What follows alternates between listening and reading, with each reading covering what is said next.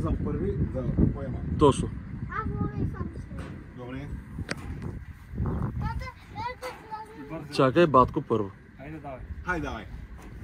Тата, дръж ми нещата, че не мога да слезна с... Седми са местата, в които се съхраняват торпедата. Също като това, което видяхте отвън на входа, 12 от тях се спускат през люка, който е над главата ви за първи отсек.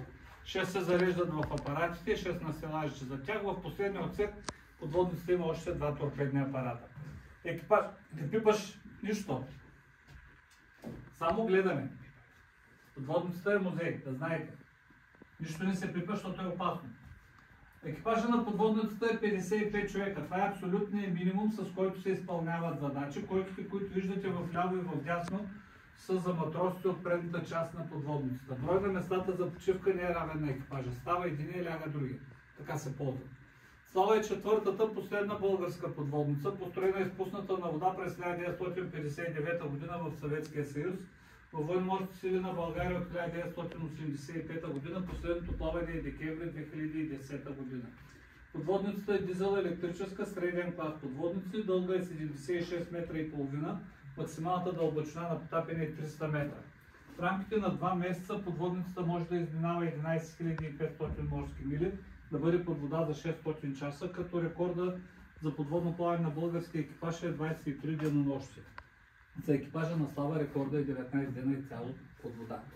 В дъното срещу отворения апарат на манекен е сложена спасителната екипировка на подводничарите. На дълбочина от до 100 метра е възможна евакуация от подводницата, като първите места за това са торпедни апарати. Евакуацията тук се прави при технически проблем и когато има оцелее. Когато няма оцелее, няма кого да евакуира.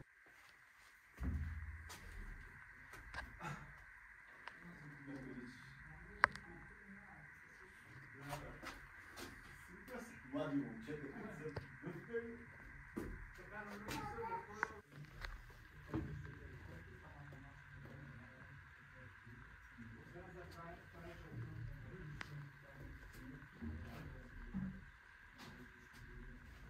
Много се държиш, знаеш, пак ти и тират.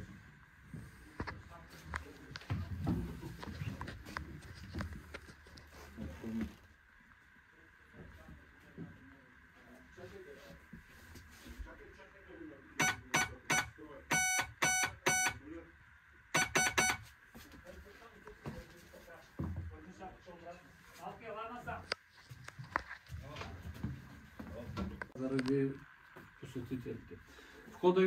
Изхода за екипажа е тази стълба. Тя води до ходовия мостик. Ходовия мостик се използва, когато подводницата е в надводно положение, близо до брега или в пристанище за прецизно маневриране. Има изнесен рулеви пост.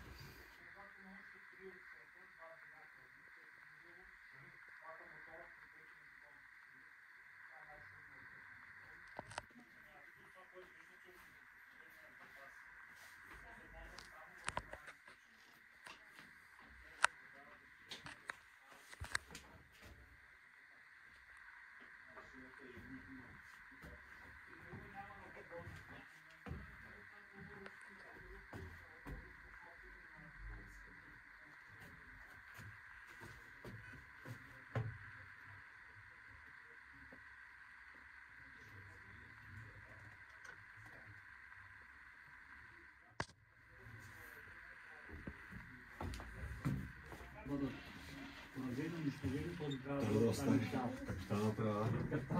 Трябва да остане. Макар че радостно е, че никой не е изпитал бремената. Подводница обаче е солиден план. Но това впечатление е, че най-сериозно.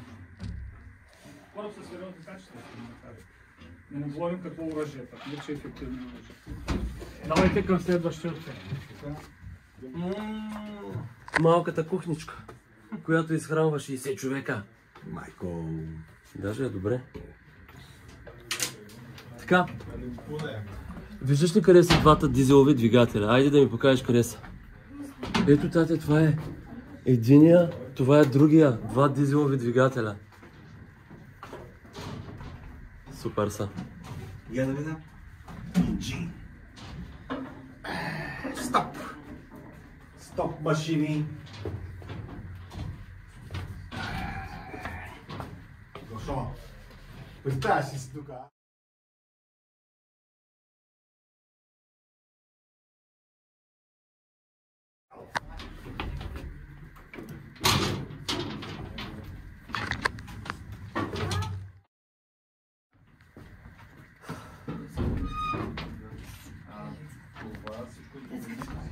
Това са електрическите. Ето го електрическият двигател. Там другия. Значи, уния са дизелите, тия са електрическите. Трябва и... Когато е под вода, на какво се движи?